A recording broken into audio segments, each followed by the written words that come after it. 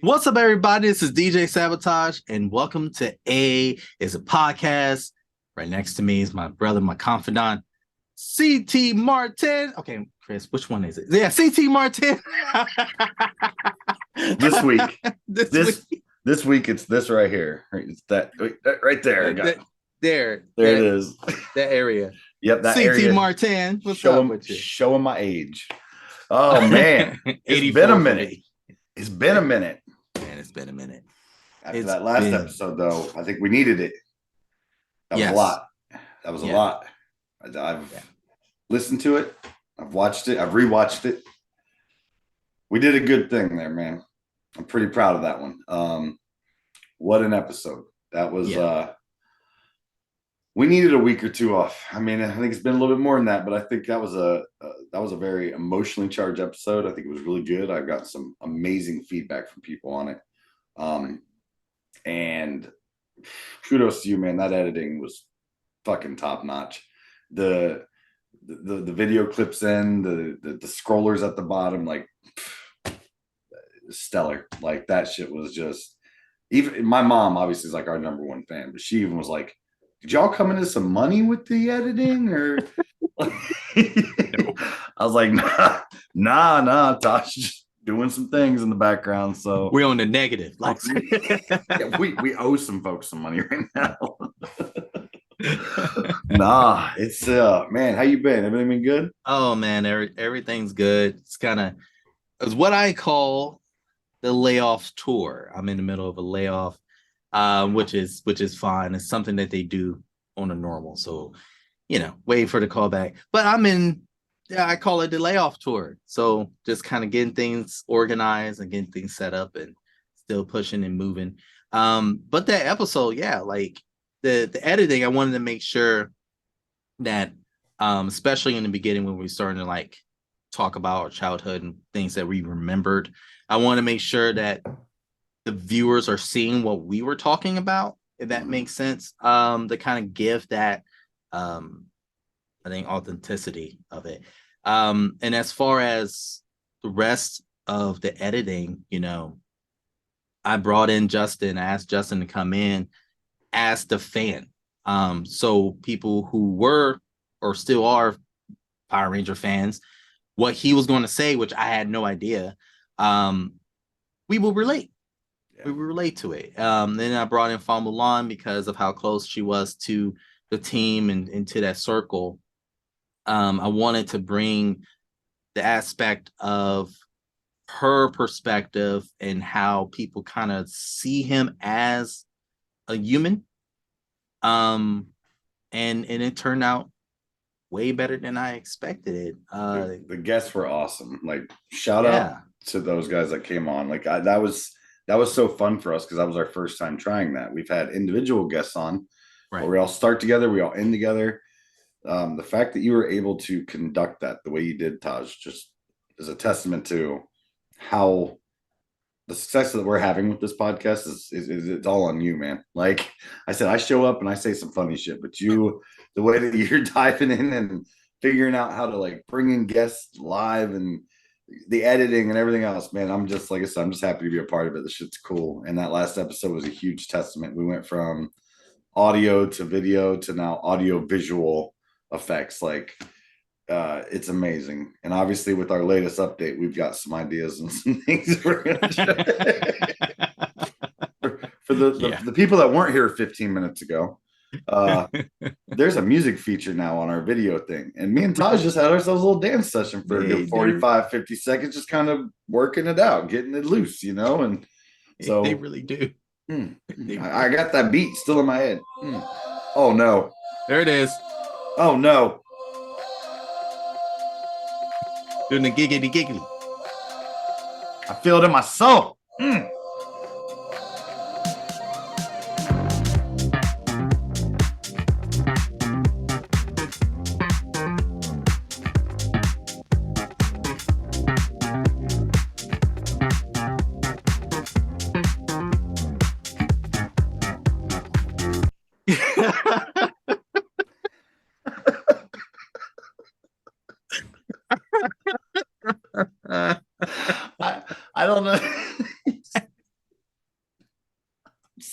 ashamed right now.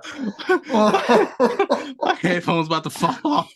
I don't know how I knew you were gonna stop when you stopped, but I love that I got the. I promise we did not practice that. Anybody not at all. That was club vibes on the Zoom app. Oh, that's the first thing you played. I do not want to see that video back because I don't know what I was doing with my body, but I know I was going hard as fuck. So. I don't know. I was just throwing some stuff around. Oh my god! More of this. Oh man. Oh Lord. Oh. Like our tradition, what are you wearing? What shirt are you wearing? I think most of the people would know. Yeah, you gotta. Come on. I got that for Christmas, man. This has been like my shirt. This is my I'm going to the store shirt. This is my I'm picking the kids up shirt. This I'm cleaning around the house shirt. First of all, I love a 3/4 tee. Okay. I love the 3/4 tees. I always have. I've just always liked how they set. And I mean, come on, Stranger Things. Right. My man out there playing the guitar. Yes. Stellar. Loving it. Like I said, Hellfire Club. For anybody that don't know, watch Stranger Things. You're gonna find out. Absolutely. You're gonna meet a character named Eddie who you will fall in love with, and you will be buying his shirt as well. So, what you got rocking, my man? I am rocking the Chappelle, Ohio t-shirt. OHIO. Yeah. Yes. Yeah. Yes. Right. So speaking of Chappelle is an advocate for hip hop. He always says it's for the culture. So speaking of hip hop, we decided to do something that we shouldn't have done. I decided to do this, and we shouldn't have done it. I feel like I need to backtrack a little bit because we did not fully prepare. It was literally like, hey, what to do a top 5? and not even 5 minutes before we started, you're like, why are we doing this? You could have gave me like top 5 potato chips, and I'd have been like, all right, I can swing this. But when we're covering the 2 areas that we're about to cover, I'm like, if we say the wrong thing, and there's anybody that's listening to us that's like, man, I really like their takes on music, and these 2 areas that we're going to cover on this top 5, if we don't do it justice, they're like, their opinions don't matter. We could say amazing shit for the next 100 episodes. And if we get this one wrong, they go. It's poof. And I would too. If I listen to somebody and they give me my top 5 for hip hop artists and I picked the wrong top 5, I'd be like, well, their opinion is on this shelf right over here where I will maybe peek in a couple bit when they get more educated. So yeah. Thanks for possibly this could be the end of the podcast. I'm just throwing it out there. This could be our last episode. So no. I mean, especially with me as a DJ and my top 5 dropping in, it's kind of like, yo, so you just going to forget, and then they're gonna name off like 20, and then it's like that's not what, at least on my end, that's not why I picked them. And I didn't pick them by popularity choice. I'm not picking them by catalog. I'm not necessarily picking in that era of like not even lyrically. I'm not even going lyrically. I'm just thinking for the culture, what they did for the culture. Now, in this case, that's where it's going to be a bit on my end, because they're going to say, well, you got boom, these people have done different things or more or less. It's just, and really it's the top of my dome. Like, I'm just throwing it out there. So there's gonna be a lot of honorable mentions. There's gonna be. Oh yeah. I mean, we were talking before the podcast and we were just tossing some names around as people that we're considering, and Taj was like, shit. And he said, like, I can't believe, because there's been so many amazing artists from, you know, the inception of hip hop and rap. I mean, what are we going on 50 years now? 60? You know, did Transformer just hop into our chat? Did you hear that? Did you hear that too? Okay. So Autobots, roll out. Decepticons, terrorize. 50 years of hip hop. Yes, that's what you were trying to say before. Before we got hacked by the CIA. They heard we were doing a top 5 of hip hop, and they're like, oh no, we can't do this. They better not get for it the right. government. We're not going to do hip hop. This is an election year. They got to get this right. It's not going to. It's not going to be. Not going to be. No, I'm with you. There's so many artists that we're not going to name that absolutely deserve it, and we're going to miss it. Yes, and that's okay, because I challenge anybody, especially with something that you're passionate about. For me, especially in music, find a top 5 that's right that you don't feel bad about, because there's a ton of genres we could do this on, and I would second guess anybody not in the top 5, because for me, top 10s are even hard to fill in, let alone top 5s. So, or even top 50, because some people are going to have a complaint about your 44 and your 32, and they say, wow, they got to be that low, and I think, and I think in more of,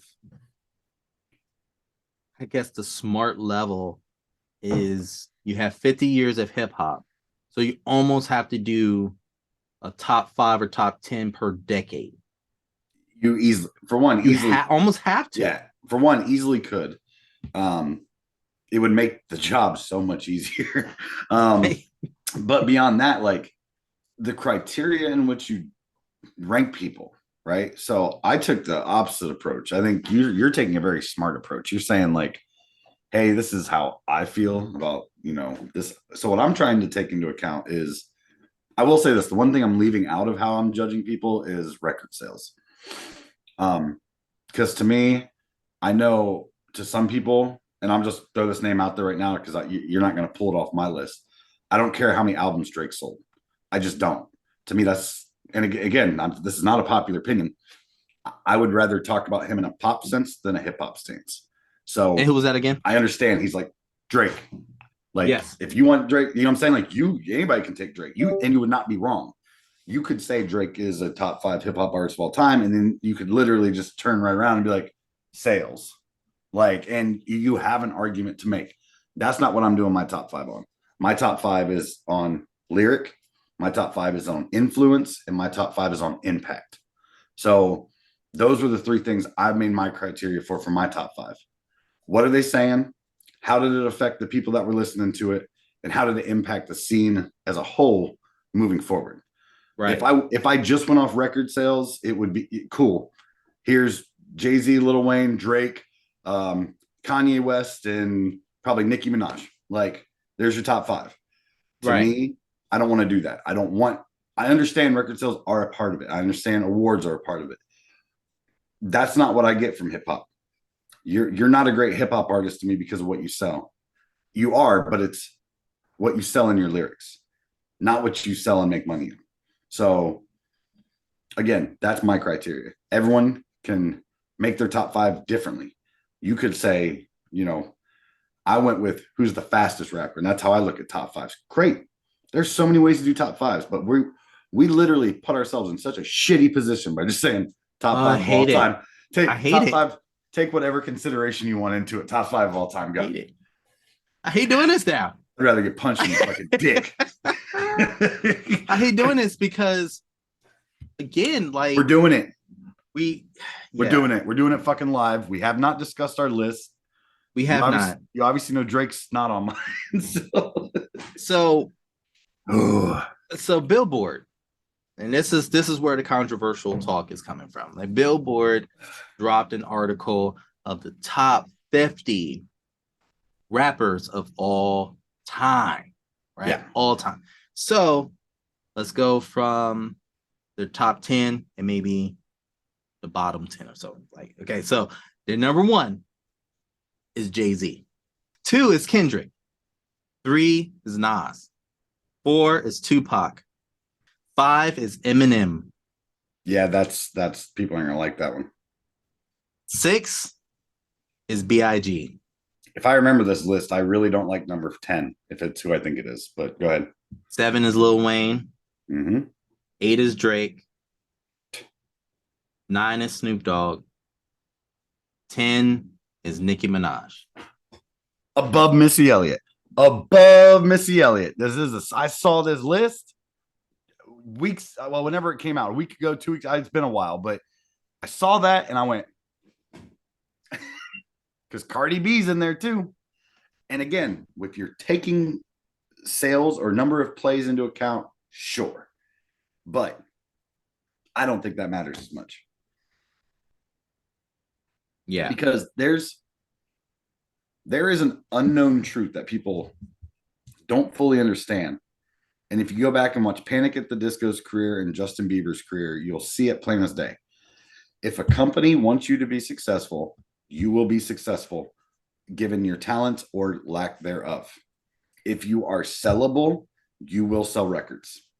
If you are a commodity, you can be prioritized and sold. It does not matter the content of your work. It does not matter the context of what you create. You are sellable. Yes. So when I see things like Drake and Nicki Minaj, it absolutely makes me want to pull my fucking teeth out because of the hard work that 8 other artists on that list put into their craft. Right. And especially somebody like Missy. Like, that girl could possibly be on my top 5. I'm juggling that in my head. We talked about it a few weeks ago about how that girl never gets her flowers. And she could be one of the top 10 greatest hip hop artists of all time. And when you go back, because we're 20 years out from her prime now, go back and listen to her. She did it like Wu-Tang. Like, I'm going to cut you with words as I say them. Like, and that's a rare gift. So I saw that list. I think I got to about number 17 and I called it good because there's about 2 other artists in there that I'm like, you're going to put these people in there, but blah, blah, blah, blah, blah, blah, blah. And I was like, right. I'm cool. I think they got the probably first 5 right, at least arguably right? Like, there is no true right because I don't, you know what I'm saying? I don't know if I have Biggie behind him. I don't know if I have, I don't know. That's tough. You start fucking with legends and it's hard, especially legends that died soon because you never know what else they could have given you. To give all props to Drake and Nicki Minaj, like on their own, they're moguls. They have pushed the wall in like not even having an album. You know, Drake and Nicki Minaj were selling millions without an album. Yeah. So by the time they made their album, it was done. So their success is there. Mm-hmm. But as for me, I feel like there's a path before them. They could do anything, which is the difference for me. Yeah. Drake could start a coat line and be like, I'm never going to do a hip hop song again and still be a millionaire the rest of his life. Right. Same with Nicki. She could do anything she wanted. So Right. I love the people that stay into hip hop for the purpose of pursuing and pushing forward hip hop. Because a lot of people want to act like it's fading away. And it's really weird because I feel like rock went through this a few years ago where people are like, oh, things are getting so digital and they're getting so scripted. We're losing the essence of what it is. I absolutely disagree with that. There are too many. There are too many. Yeah, there are too many young, great artists out there that lyrically still catch me off guard. I'll just hear something and be like, okay, young man. Okay. Like, I hear you. You got something to say. You keep working on that because I want to hear it. So, yeah, I don't think that's the case. I think there's people that think that's the way things go. And, you know, if anything, maybe rock and country have fallen susceptible to that a bit.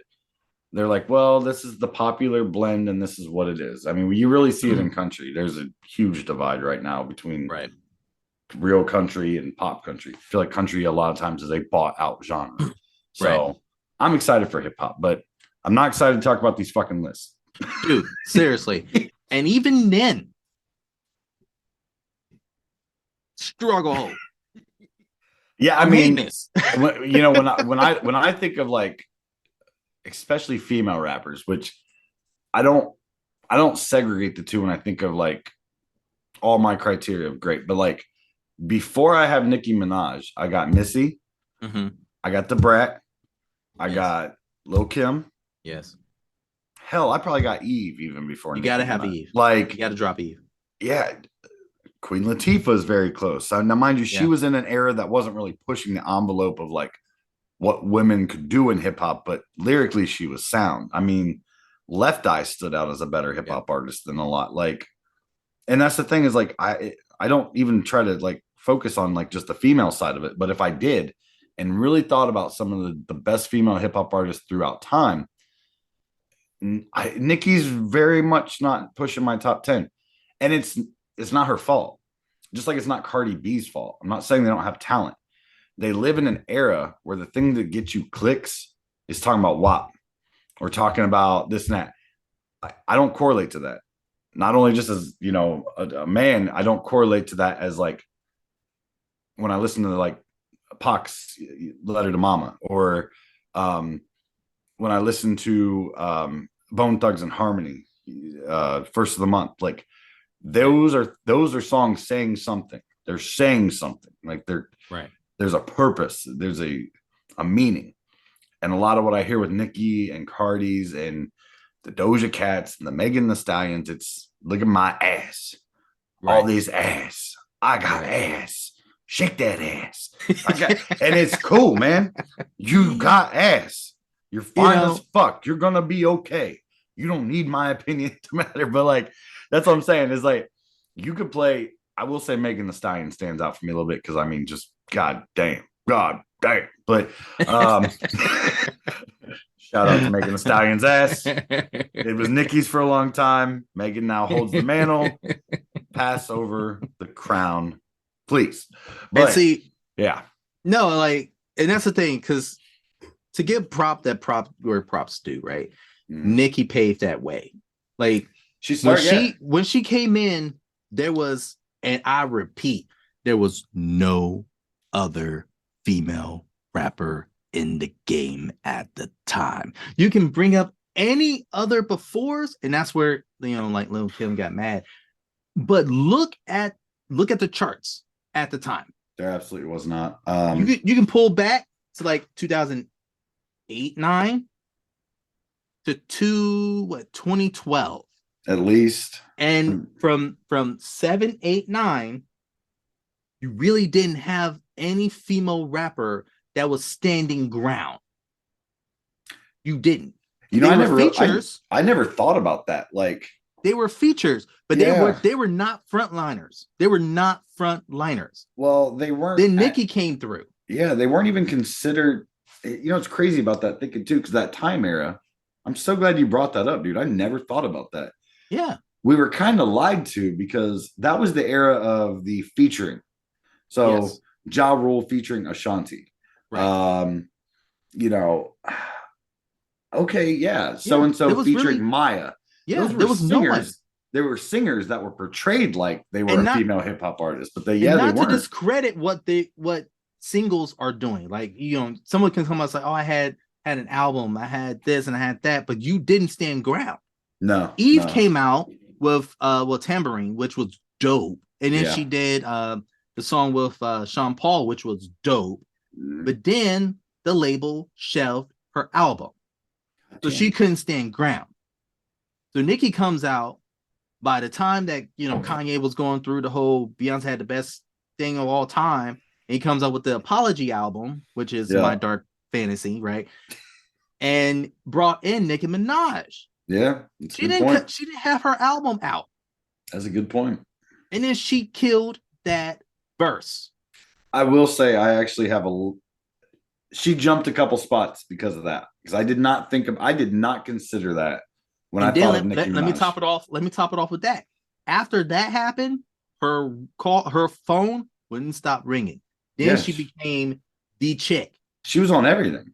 She was on everything. By the time she was going like this, Drake was going like this. Yeah. At the same time. And they became Ken and Barbie. That's what they were calling it. Like, that was underground talk, but that was like Ken and Barbie. And it worked. It catapulted both teams to the top. So that's why I can't not knock them because of what they did.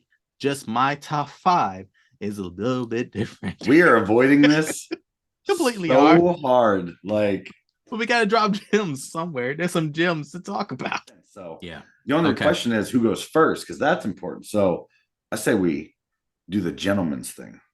You ready? Ready. Here we go. Wait.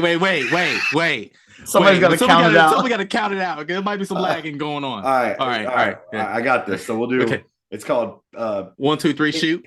Paper, scissors, or oh my god, something. Whatever. Paper, scissors, rock. I fucking forgot. Okay, yeah. 1, 2, 3, go. Okay. Here we go. 1, 2, 3, go. Ow. Yeah. Okay.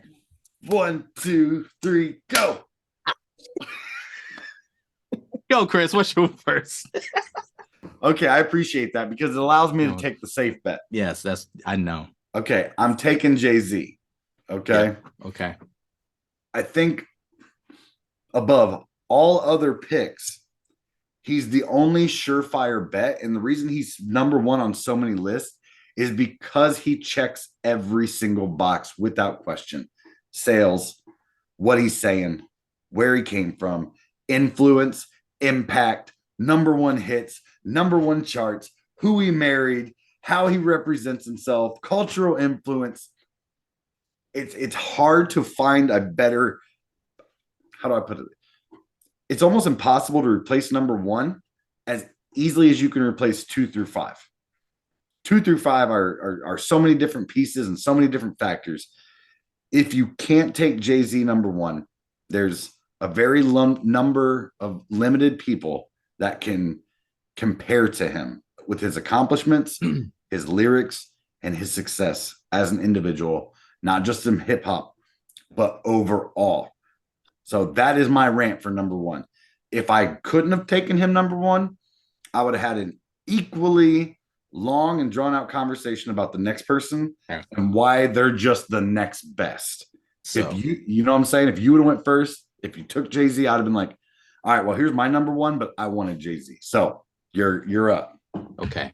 So he's not a businessman. He's a businessman.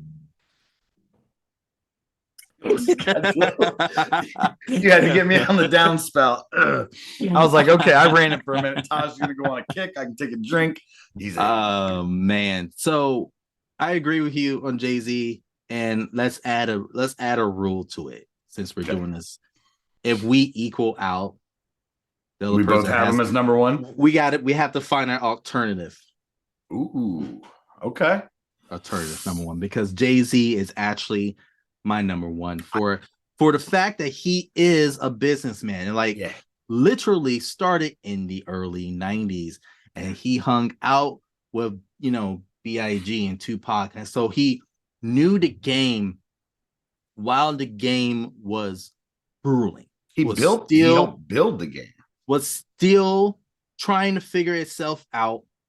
Jay-Z was in the middle of all of it. He's from New York, so he's already seen it. And everything that he does is a business. Yeah. Like the Magna Carta album hit number one, not by actual physical salespeople. It was through a business. He had a business with Samsung, and Samsung bought 1 million copies of the album plus, right, to put it in the phones. Put it in the phones. When you buy a new phone, you got the new Magna Carta album, you're done. He already hit number one. So back to what Chris was saying about, it's not about the charts, not about actually, getting number ones, because in reality, you can kind of buy it. That's the rumor. Allegedly, but you can find articles to talk about it. But that's not saying anything, because Magna Carta is a really dope album, and it's literally art. Like you can play from beginning to end, and you can feel art going through it. Like it's dope for sure. But he did a business. But Jay-Z is number one for that. Like he's a straight businessman. His last album, latest one, 444, taught you how to figure out real estate and stock markets. Like coming from a man who was selling coke and Reasonable Doubt. To telling you how to curve a way of getting real estate, like, come on, that right there is awesome. So, well, what about this? Instead of matching out number ones, what if we just both admit and say to our, people listening, Jay-Z is the number one rapper of all time until somebody does something differently. Now, mind you, there are some people that if they have resurgences in their careers or certain things change over the next 10 years, that might change. But I highly doubt it.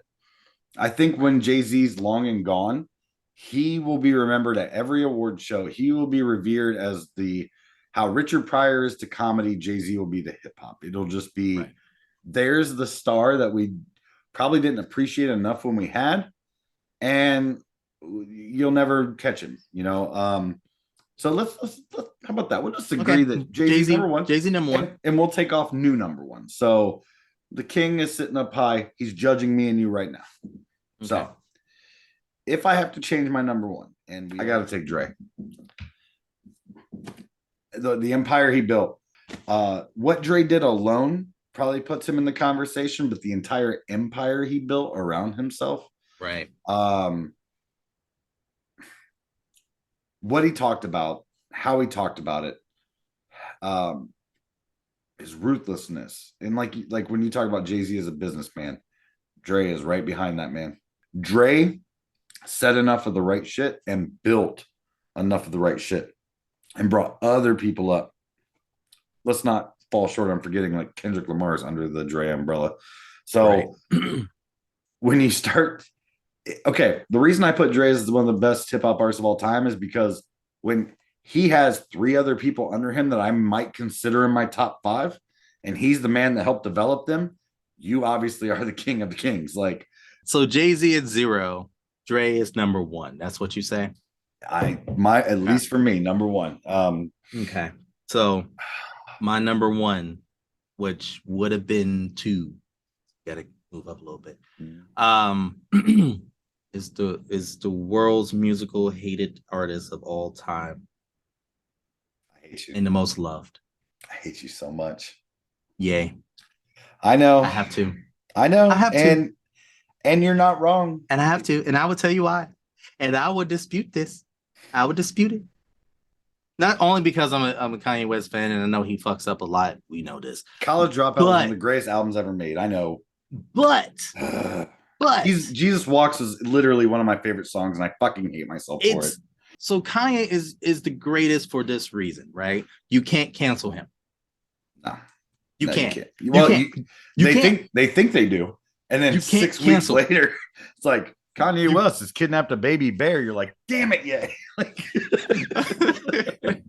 There's God in him somewhere.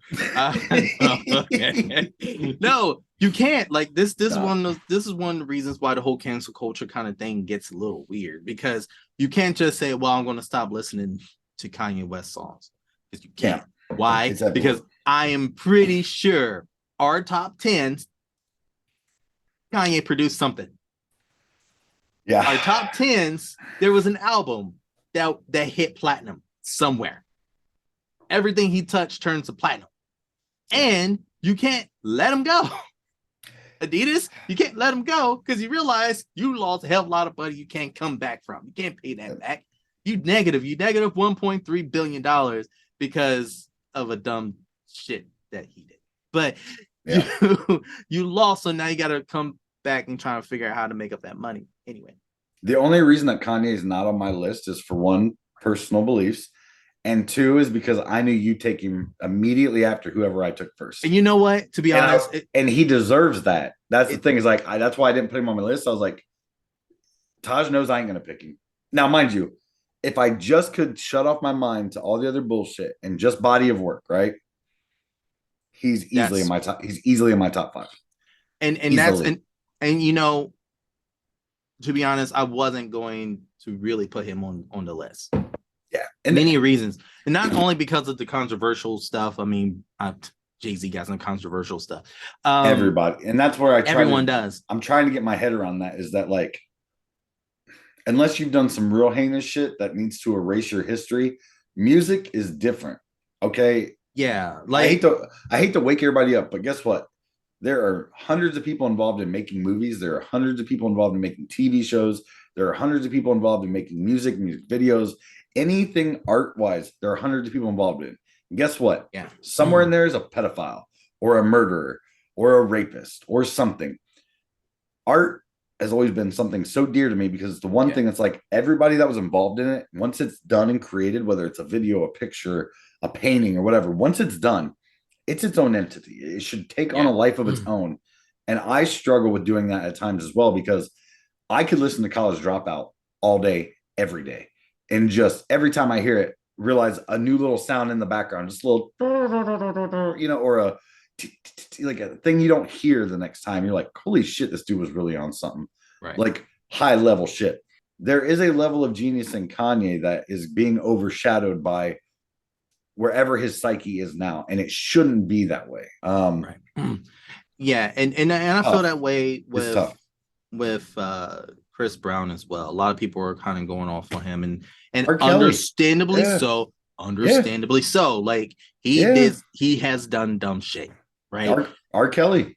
But you can't knock one person down without knocking others. You know, same with Michael Jackson, sure, but Elvis did the same thing. So you can't just pick and choose who you want to cancel. You all, like you said, and I've said it. I actually talked to somebody on Instagram. We had a conversation about it, and I said, if you understand that the industry is evil, just understanding that there's aspartame in your pop, you gotta just enjoy the fact that it is what the industry is. Because, child, if everyone came out, you ain't reading the book, you ain't watching the movie, you don't want to look outside because you're like, what is real? Lead singer of Motley Crue. I always mix up his name with it's Vince Neil and then Neil Young. No, it's Vince Neil, right? Lead singer of Motley Crue. Yes. Okay, he murdered a single mother and daughter. He was going 143 miles an hour down early in the Boulevard in his fucking Ferrari. Yes. Drunk, high on ketamine, all kinds of shit. T-boned him, killed him, played the Pavilion the next day. Yep. So, yeah. Some of this fake outrage for like, oh, I can't believe what they said. Okay, there are other people. It's what they did. And that's where I'm at, man. And I've been that way for years because I dug into the industry too much to the point where I'm like, I'm not gonna be surprised if I walked into an A-list club and seen Kiss a Man. Like I would be like, well, yeah. Now, I will say the only difference and the only reason that I'm so irked by Kanye is that there's only one or two reasons for the reason he keeps acting the way he does. So, like we said, Vince Neil killed a fucking single mother and a child, right? Right. And then shut the fuck. He just was like, nope, I'll just go do the band thing and I'll be quiet and you will never hear me in the news again. Kanye does something stupid or shitty and then doubles down on it. Yes. Like, no, I'm going to tell you why. Like, could you imagine Vince Neil would have come out and be like, well, that bitch shouldn't have been on the road at 11 p.m. when I was high as a kite in my Ferrari. You're like, okay, you fucking idiot. And that's the difference, I think, is like Robert Downey Jr., right? Career was ruined. And then he just was like, well, I'm just going to keep my head down, shut the fuck up, and I'm going to see if I get another chance. Got another chance. Now is one of the highest paid actors in the world. Yeah. Where Kanye could salvage his shit if he's like, you know what I'm going to do? I'm going to just go back in the studio. Yeah. And like, I hate to sound like that stupid ass fucking reports, like just shut up and dribble. But I'm also from a generation. It's like when you fuck up, own it, shut the fuck up about it and move the fuck on about it. So, and I congratulate him for taking a step back because I think it was time, it is something, based in the industry. You can find him in interviews. A lot of people have said a lot about Kanye, being who he is. And, so in that approach, I do have to applaud him for actually taking that time back and just like lay low because that was a lot. Not just for what he was saying, it just the whole industry just erupted. Yeah, like, and he was the reason why the core of the earth is wrong. Like right. Like it was a lot that was going on. So I'm glad that he kind of took the step back. Yeah, and now maybe everyone's finding someone else to yell about. Yeah, you got to have some new terrible person. I'll say maybe that new wife of his, man, is like telling him like just chill out, like So yeah, I hope it is. But no, I agree with you. Ye deserves to be on the list. There's no ifs, ands, or buts about it. But the reason, lyrically, yeah. And another reason why he wasn't on the list was because he doesn't really consider himself a rapper. And he should. He considered himself as an artist, and that was another reason why I'm like, I really didn't want to put him on there because technically he doesn't want to be called that. Not the sole leader, but he brought hip hop back. Hip hop was dying. Hip hop was dying in like 99. No, 90? 2000 to 2003 ish. It was very weird of a time. It was a very pop hip hop. Like people wasn't sure what to do with hip hop, so therefore it became a little too poppy to where people were saying hip hop was dead. And then he dropped these the samples, and then he dropped College, and then everyone was like, whoa, what is this sound? And that sound was in everyone's freaking album and single. Well, I think, okay, so if you really think about the 2000s with hip hop, I don't think that it was so much dead. What it was is it was all becoming the chicken dance. Mm-hmm. It was the Soldier Boy. It was the stanky leg. It was move left, move right, put your hand in, pull your leg out. Everything was an instruction video. Right. And everything was a catchphrase. INDEPENDEN. Like everything. I still can't spell that right. I had to do it. Like I only have to do it. If you were to ask me just to spell independent normal, there's 13 A's in there, a couple Y's. But if you're like, you can sing it out. INDEP. But it was, I think hip hop was very hokey. I mean, obviously you still had Eminem running some stuff through, Dre, Snoop. I mean, it was a weird time. I mean, it was a very weird time. It was a passing of the guard. Ringtone music. They call it ringtone rap. Chameleon Air, that. T.I. Like, you're right. The labels were like forcing these artists to make ringtone music so people can buy it on their Virgin mobiles. You're absolutely right. I mean, Tipsy was on any person I knew had Tipsy. That Joe did it. Like, you're right. Everyone was doing it. So when Kanye dropped his albums, he went straight. You're right. I did what I wanted to do and broke the structure. And then when I remember when Graduation came out, and then the Glow in the Dark tour that I missed, I hate the fact that I missed it, came out, it shook hip hop. That was the first time, or at least the second time, that it really erupted of what is this man doing. I remember Diddy went on YouTube. He said, I just came back from the tour and changed my whole entire structure of thought. And then the next album that he did was Press Play. And then his mom passed, and then he dropped 808s and Heartbreak. Should have been a total flop. But it bloomed to where artists like Lil Wayne wanted to do rock. And then Drake got inspiration from that album. The Weeknd got inspiration from that album. And look at their success from that. So and even Yeezus should have been a total flop. None of them but that spun Travis Scott. That spun Lil Uzi. That spun. So everything that he was doing was generating something that was happening. So it's Ye's fault we have mumble rappers. All right. Could be. Hey, so what's your number 3? You know it's my boy. It's Kendrick. Yes. He doesn't have the tenure of everyone else, but he's been in the game now as long as Tupac and Biggie were. It's been over 10 years with him. So I took that in consideration because I always, especially when it comes to music, I always want to respect earlier generations because it's like, well, you didn't have the musical theory. You didn't have the team helping you build these great songs. So I always take that into tenure of thinking like, okay, well, in the 90s, it was just here's a beat, lay a track on it. People like Kendrick have a team. There's a team. Even though he's the sole writer, yes, it gets reviewed. There's ideas. And I'm sure there was back in the day too. But with the advancements in technologies and being able to look up information quicker, I think there's an advantage to as newer generations come, it gets easier to do. Right. But what Kendrick has been able to do in this generation, he checks all the opposite boxes. Not to say that he doesn't have a team and an empire and a business and all those things, but that's not what he's known for. Right. He's known for the literal words that come out of his fucking mouth, and that's it. Like, they are so captivating. They captivate people.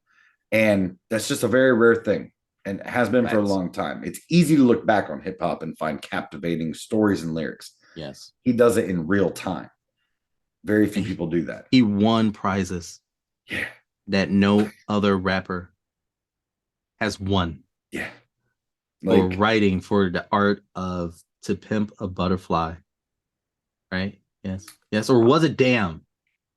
Was it Damn? It was Damn.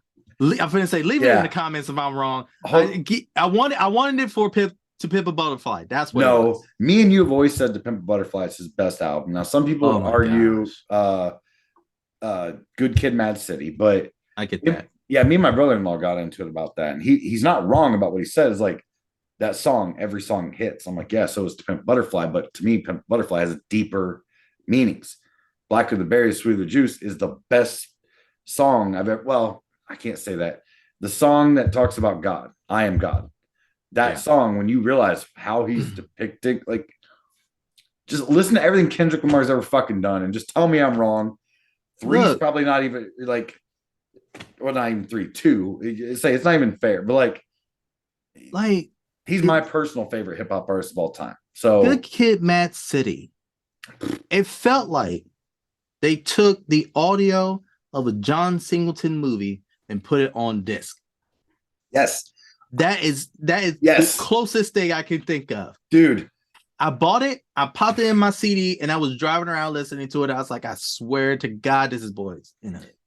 For real. And then I heard the gunshots. I was at McDonald's. I heard the gunshots. I was like, oh, I thought it was happening. I was like, whoa. You could have credit Kendrick Lamar. You could have credit. Okay, let me tell you this. Kendrick Lamar's influence is so big, it sparked this podcast. That's how big. Am I wrong? You're not wrong. You just saw the little. You painted the little road. That's a good trivia there. I like that. No, that is true. Kendrick Lamar sparked this podcast. That is true. Because after me and you stopped working together, like, we would run into each other here and there, and eventually I asked you for an album. Yes. You suggested, I think it was To Pimp a Butterfly. It was To Pimp a Butterfly. I'd already heard Good Kid, Mad City. And I was like, dude, that Kendrick dude has fire in his fucking voice. And you were like, oh, you got to check out his new album. I didn't even know he had a new album.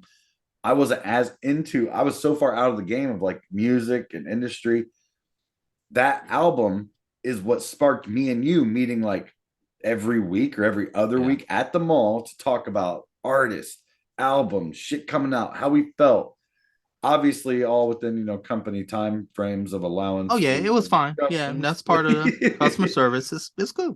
But To Pimp a Butterfly is what caused this podcast, because what this podcast is what we were doing, standing in our local mall and being like, damn, dude, I bet people like want to hear this, like, get this insight, get this background, have our opinions, have their opinions. And so again, it was hard for me not to put Kendrick number one, even above, God tier, but I had to take other things into effect. But I can literally say that as a 35-year-old white male, Kendrick Lamar's music has influenced my life. Okay. That's an outreach. Yes. Okay. If a black rapper does anything to affect a white man's life in an actual sense, that is impact. That is a fucking thing. So, and he has no signs of slowing down or stopping. And his albums are 10 years ahead of his time. Because I remember telling you about Pimp a Butterfly. I was like, yo, you may not understand ways to listen to it. And I was like, but in 10 years, people will finally understand what this album is about. Like, it's a 10-year album. There's three ways to listen to it. And then Damn comes out. My mind up. Because in my mind, it's like you buy an album, what's the hit songs. Either the hit song's gonna be the top track or the third track.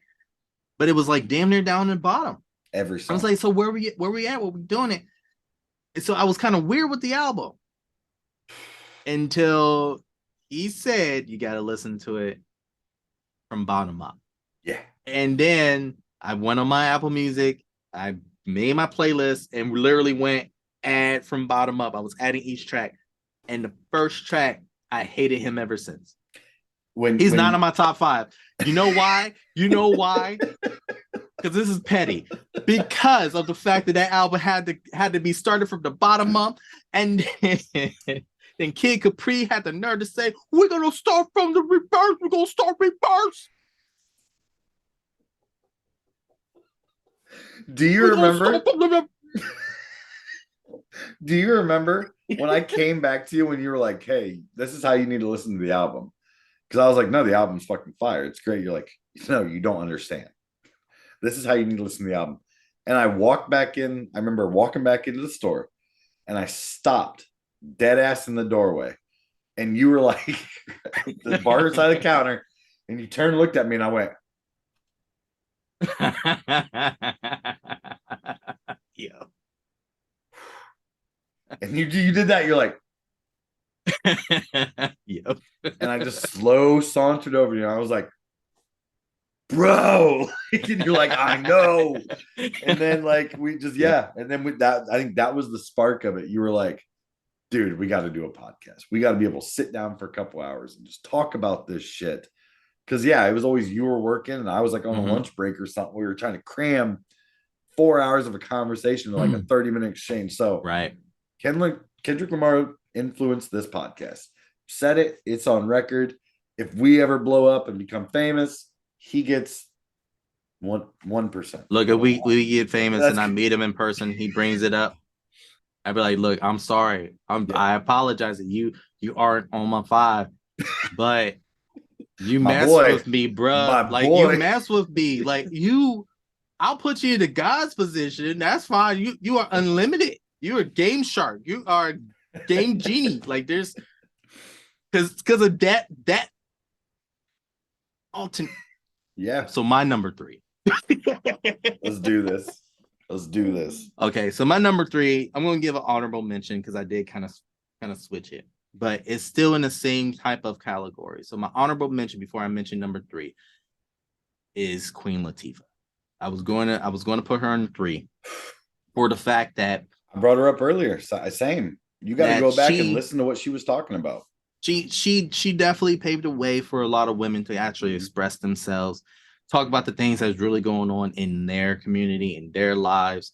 She was part of the biggest like known rap super groups of all time, along with the Tribe, and she definitely paved her way and still killing it to this day. I mean, gosh, Equalizer, like what, season 10 or something crazy? Like she's moving on. Yeah, it's a lot. So, yeah, she was big too because you got to think about a lot of female artists now. And here's where I have Missy so high regarded. It's easy to sell hip hop with sex. That's so easy to do. Queen Latifah never did that. She could have. She could have. That woman's always looked at as like, a mama. That's a big mama. Okay, you go back and look at Queen Latifah when she was 22. The girl was fucking gorgeous. Yeah. Gorgeous. 6'3", probably 185, 200. I don't care. That girl was built like an Amazon. She stood in stance. I couldn't even imagine being there in the early 90s to see her in person, in a room, and that stature that just praise, like natural stature. Like even today, like she just has this they should have got posture. Her. Yeah, they should have got her in the 80s to play the Black Panther. It's like that girl Rushmore like statue, man. Dude, she was a unit and she was so confident in what she said. Yes. And she was talking about women and not just women, African American women, and what their worth was. And like young Black girls didn't have a lot of that until her. No. So as much flowers as I want to give Missy, Latifah was just doing it 15 years earlier. She was doing 15 years earlier. But my number 3 is Missy Elliott. That's the number 3. No, you're absolutely right in that. Like, and the only reason that, and again, I gave it to her because she started in the early 90s as well. She did. Her influence didn't hit until mid to late. And she paved way super early. Like the way that Queen Latifah did for women in general, Missy did it in the industry, right? You're right. They wanted her to be all naked. Her first her first single was with Raven Simone. When Raven Simone really was yes, she wrote music for Raven. She featured on the music video, but they cast a skinny girl, for Missy, right? Because they didn't want any big girls in the videos at the time. Like she wasn't the only one. There was a lot of them that happened. One of them actually sued, for that reason. So she was part of that criticism. So then she drops Super Duper Fly and did everything that the industry didn't want her to do. And that's why she had the whole big bubble, like trash bag to kind of, to really exploit the thought that people didn't want big girls in music videos. So therefore she did what she did, had all the skinny girls in the back and she's in front, like staying like, so she did a lot that was against the industry. And she spoke true to a lot of the things. She broke ground on a lot of the things, the artwork, the music videos, the music itself was so breaking fourth wall that a lot of even female rappers didn't really know what to do because she was coming through with such force. That's true. Like the way that Busta Rhymes was coming through, Missy was even right beside her. Yeah. Just boom, boom, boom, bulldozing every wall. And even now, like she hasn't really released music, and she's getting accolade. She's sitting down. They're like, okay. She's sitting down at home. They're like, oh, gave you accolade. Yeah. I mean, there's no doubt. We've talked about like Missy Elliott, like we said it. Her name's been brought up twice in this podcast already before we even gave her a spot. But right, we talked about how her lyrics, they were sick. They cut you like the Wu-Tang did. Like Ice Cube, that's how he rapped.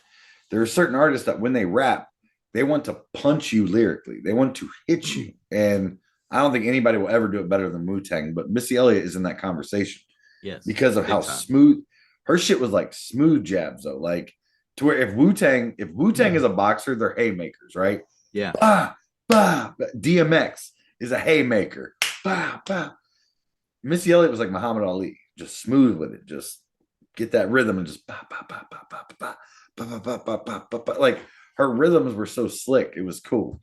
Yeah. But yeah, no, you're not wrong. There is no such thing as a wrong in this like top 5 because there's so many. Yeah. Like think about this. Like think about this. We're on number 3. We haven't mentioned Lil Wayne, Tupac, or Biggie. There are people right now that are like killing the white boy. Man, I'm ripping the dude's dreads out. Done, son. Y'all don't know shit, though. Don't know shit. Y'all don't know shit. Man, this black dude over here talking about Kanye. You're gonna do it to Pac. You done got Pac twice. brother. 50 Cent got shot 9 times.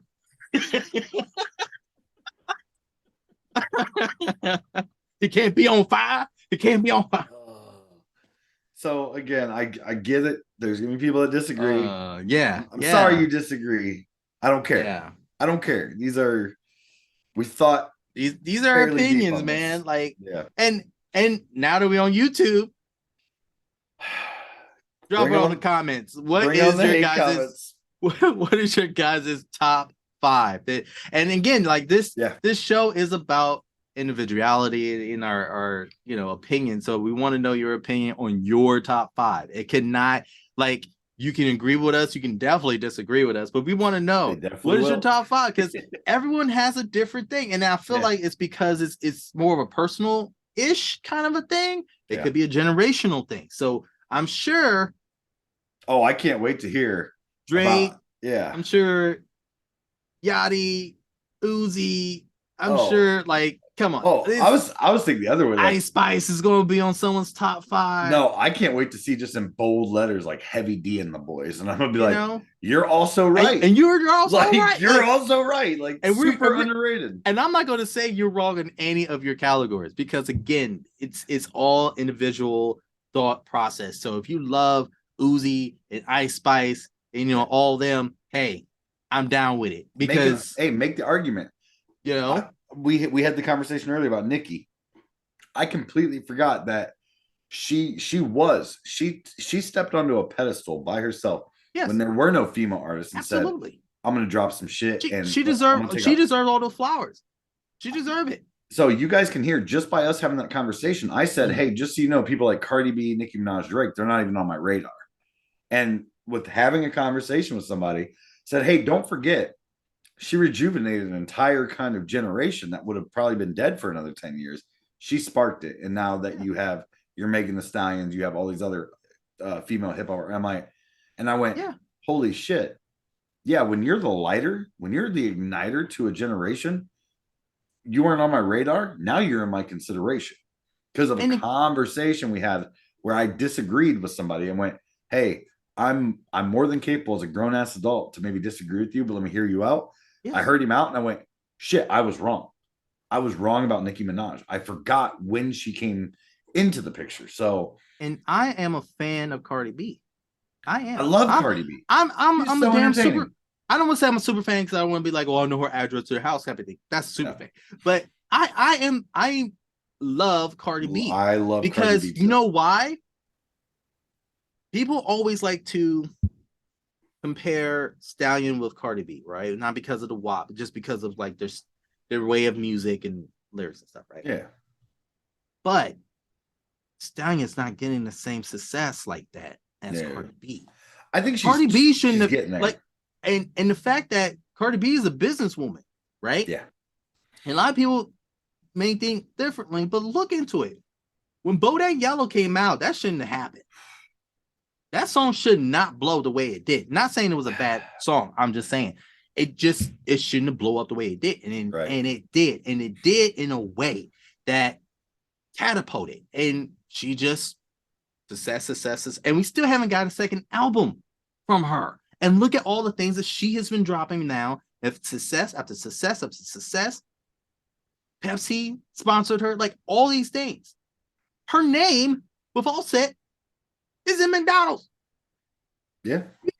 You do not see a Stallion McMeal. Yeah, that's true. That's true. So this is why top 5s are hard because you start looking at all these things and you're like, damn, there's such a success out there that it's almost disrespectful. Well, here's the thing that I disagree with most people on when it comes to Cardi B, because I actually do like Cardi B. I will defend her. Everyone says all she does is sell sex. And I tell them, correct. Yes. And then the response is like, well, that's why I don't like her. I'm like, millions of others do. Yeah. She was selling sex before she was an artist. She was a stripper. She realized all the people that came in, all the different faces. Wow, there is an entirely just plateau of men that want sex, need sex, and they're not even getting it. It's the tease of sex they're paying for. That's what a strip club is. You're not banging the stripper. You're paying for the idea that you get to see them in a sexual way. So she goes, well, if I have no problem sexualizing myself and getting paid for it, why don't we just do it on a little bit bigger scale? Right. So the fact that she's not, she could have went to porn. She had the body for it. She could have went to OnlyFans. She didn't.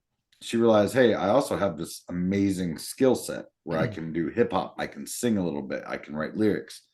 So if you're mad about the fact that somebody utilizes sex to make money, it's the same thing I tell people that are mad about quote unquote illegal aliens working in the field. You shouldn't be mad at the people doing it. You ought to be mad at the people that are paying for it, because I will never have a problem with what Cardi B does or Megan Thee Stallion. They sell sex and sex appeal just like George Michael did in the 80s, just like Elton John sold sex. I mean, there are Cher, the people that you want to look at as like wholesome and good, like these old, they were selling sex. Their lyrics were about sexual things. Yes, is today's what Cardi B and like talking about WAP. Yes, there is a song about wet ass pussy. Yes. Did we ever think we'd be there? Yes. It's highly requested in weddings. Yeah, not in Ben Shapiro's house. He likes them nice and dry for his doctor wife. But when people are like, I just can't believe that people would talk about that. I'm like, did you never listen to 9 Inch Nails in the 90s? Did you not listen to Madonna? Yeah. Did you not ever listen? There are literally audio dude. There are audio clippings from the 40s from speakeasies. Have you heard that shit? No, no. It's that old timey like. And there's a woman's like, I need a good man to eat my pussy. No, it's you have that. You have the horns, and then the woman goes, do it again, do the thing again.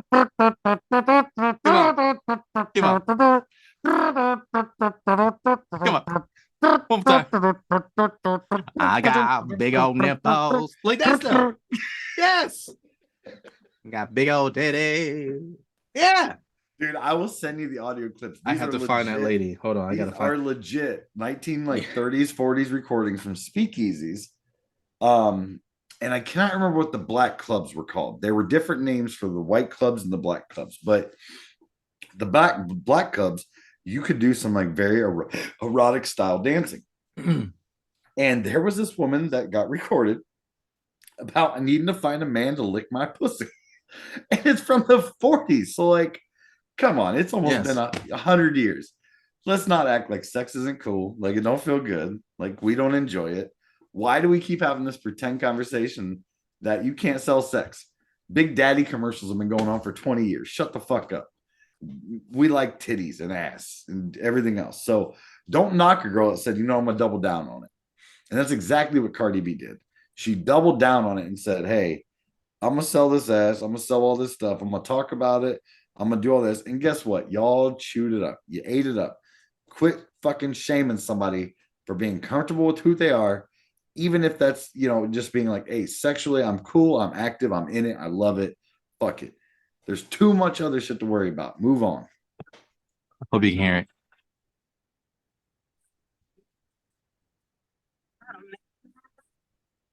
Time I fuck them hands, I give the doggone clap. Oh, baby. Give them the doggone clap. But that kind of pussy that they really like. It's just so weird to think of somebody that's like, if they're still alive, they'd be like 117 right now. But give that pussy. And they're doing nothing but the slow twirl. Her 50-year-old husband's right behind her. He's like, come on, Lucille. Give me the clap.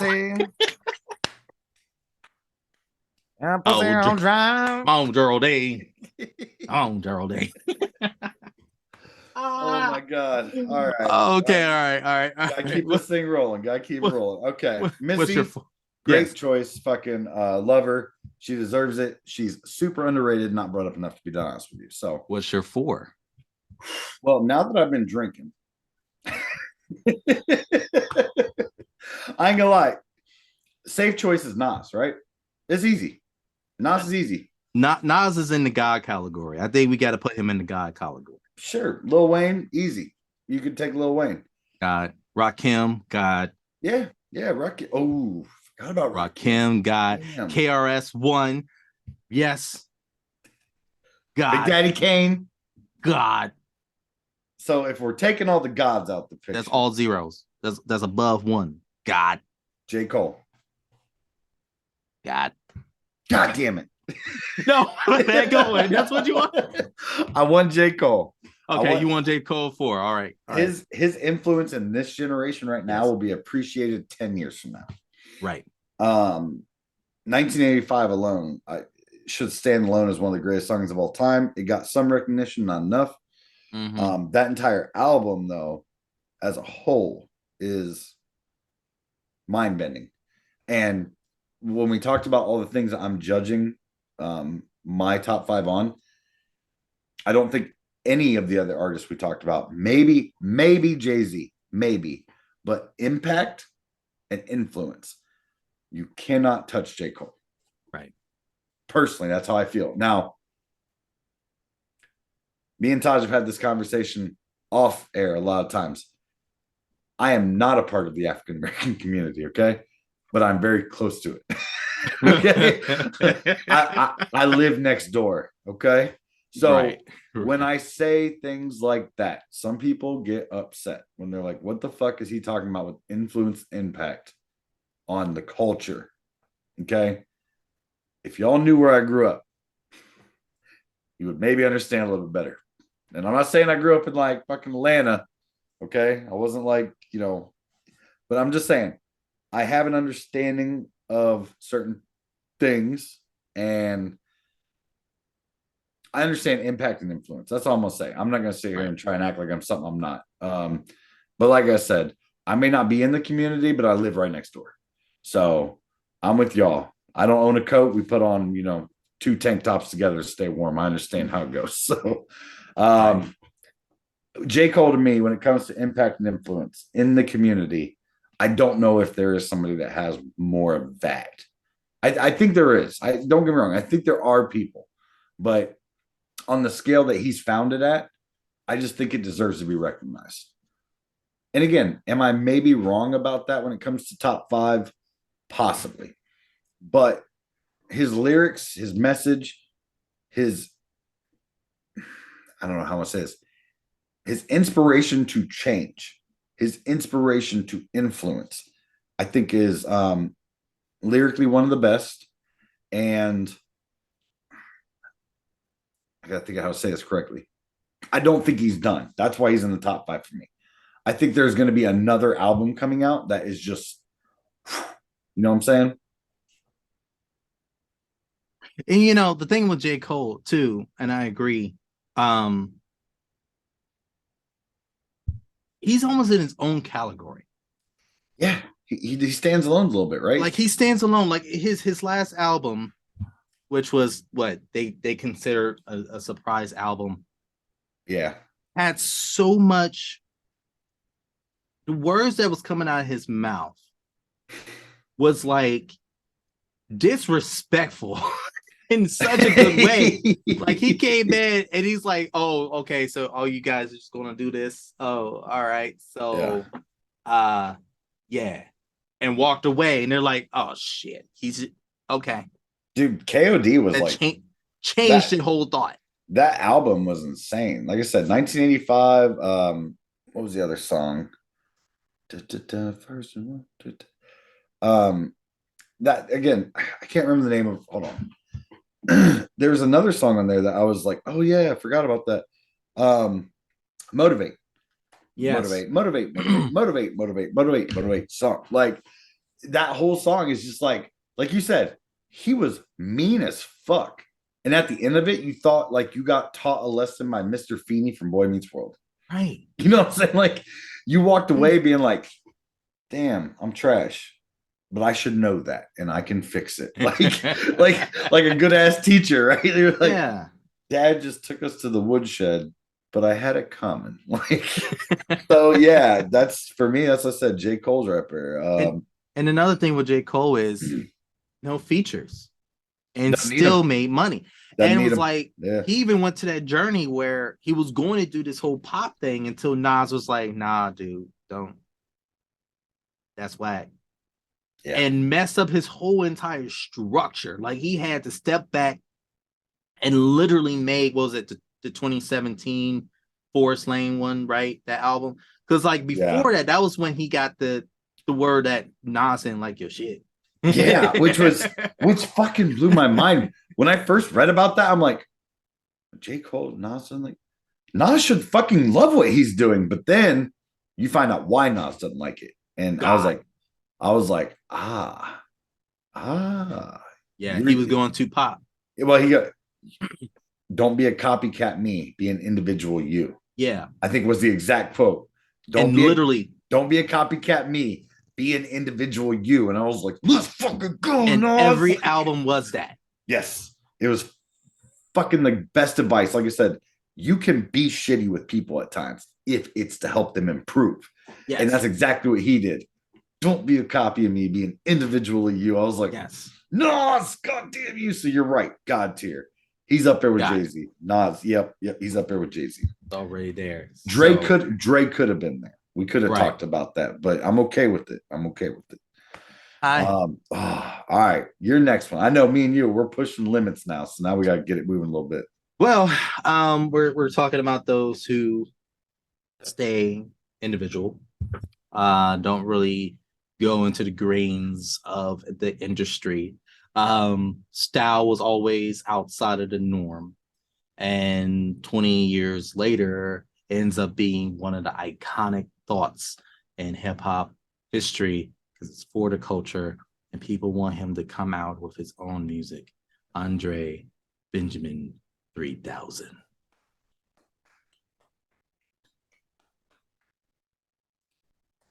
He's on the list. Hey, yeah. Dude. Okay. I don't know about you, but I did promise the wife about 26 minutes ago we were going to be done a little bit earlier in this, which is fine. But we got another 14 minutes. I told her, I was like, I text her, I said, give me 14 more minutes. Nobody, I'm keeping the kids up because I'm very animated right now. And I understand that. So I see you got some stuff going on too. So yes, I know this is going to be a two-parter. We will follow up and we will finish this. But yes, Andre 3000 is one of the most entertaining, thought-provoking hip-hop. Okay, hip-hop has a lot of the same stereotypes country does. Yes. You better look this way, you better act this way, and you better play this way. Andre 3000, and like, again, there are some country artists that are pushing the boundaries, but nobody pushed it like the South. Right. They're like, we're going to wear wigs. I'm going to put on dresses. I'm going to wear glitter. And I'm still going to make you look like a fucking idiot and I'm out rap you. Yeah. That man's ability to entertain, not just rap, entertain. I remember every single Outkast video I watched was like a freak show. Like, it was so mind-bending to look at somebody not just being in like baggy denims or tank tops and Air Jordans, but to come out in a full three-piece green suit with a pink undertone with a blue tie. And I'm like, what Alice in the Wonderland shit is this? But then you hear B.O.B. and you're like, whoa, they got something to say. Then you hear, because the whole world loves it when you don't get down. And you're like, what is this shit? Followed by the, look at me, here we go, done everything, and everything. Like, you're like, yes. What is this? I'm terrified, and I love it all the same. So yes, I had him on my list, but I was like, okay, it's a low for me. Andre 3000 was a low pick. Right. I'm so glad you threw him in there though, because he's somebody I grew up with and I loved. And you could have even just said Outkast as a group, right? Because I was very close to putting Wu-Tang on here, but then we said artists. So to me, I looked at it as individual artists. And that's where I was like, okay, out of Big Boy and Andre, it's Andre, obviously. Entertainment value, lyric value, ability, everything, influence, impact.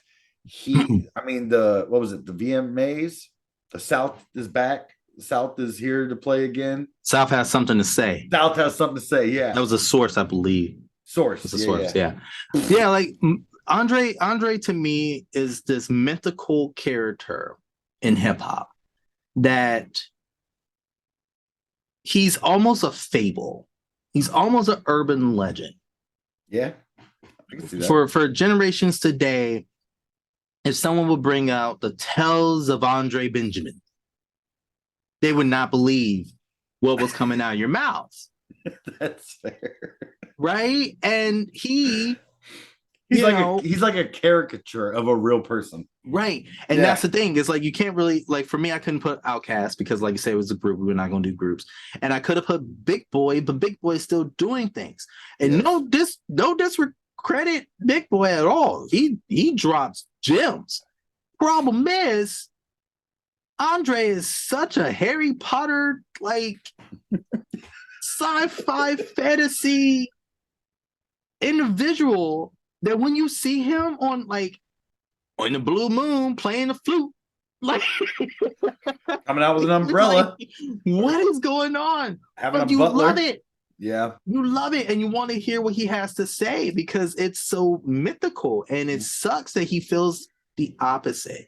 And and that's where I kind of put him in that category, because literally he alone has spawned artists today. Oh, for sure. The guy in the music video for Roses Really Smell Like Poo Poo. Oh, you remember the guy Bentley? Yeah, the butler, the umbrella guy. Yeah. Bentley. Yeah. That guy had a career because of them.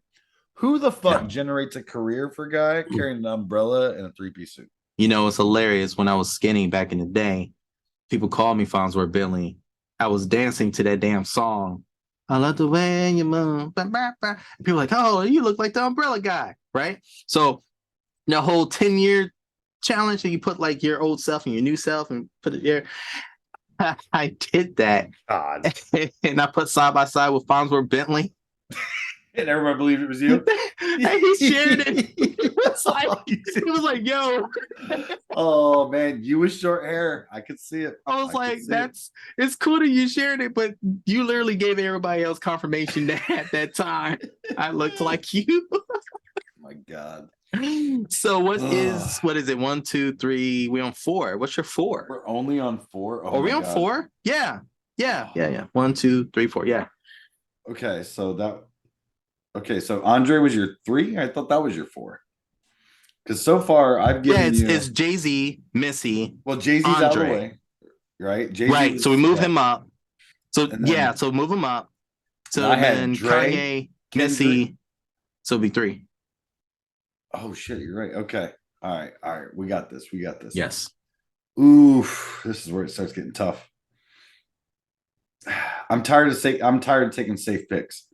Like I said, Nas, Lil Wayne, those are all definitely top 5 guys. But I ain't gonna lie, I took J. Cole. I'm gonna take my next one that I'm gonna just take on impact alone, and that's Busta Rhymes.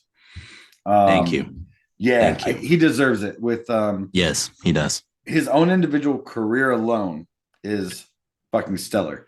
What he did with Tribe Called Quest is what to me does the impact side. It's the cultural appreciation. It's the God, there's so many things I could say about Busta Rhymes. And like I said, Busta. Yeah, he just is. Okay, I'm not gonna sit here and defend him. He just is that man. Yes. So the thing about Busta Rhymes is like, if you told me like Devil Comes to Georgia with a fiddle and this and that, and you need to find someone, you know what I'm saying, that show me your best versus my best, give me Busta Rhymes when it comes to freestyling. Give me Busta Rhymes when it comes to producing a record. Give me Busta Rhymes with Break Your Neck. Give me Busta Rhymes with 30 seconds, a piece of paper, and a crazy track, and that motherfucker will come at you with like a guy with 1,000 knives. Let me tell you, not to take away what he did with Chris Brown and Lil Wayne, because let's not. That was Busta's song. Yeah, let's say that was the hottest shit to come out for that 5 years span. That was not Chris Brown's song. That's Busta's song. Yeah, until Rap God came out, that was people looking back and they're like, wait a minute, is Busta? I will tell you this. I got to introduce people to people like Busy Bone. I got to introduce people to Twista because they're like, man, no one's ever rapped as fast as Busta Rhymes did on that Chris Brown track. I'm like, no. Let me introduce you to some folks. This is Busy Bone. This is Twista. This is Tech Nine. This is Tech Nine. Yeah. Logic does have a few. Once he can hit Logic, yeah.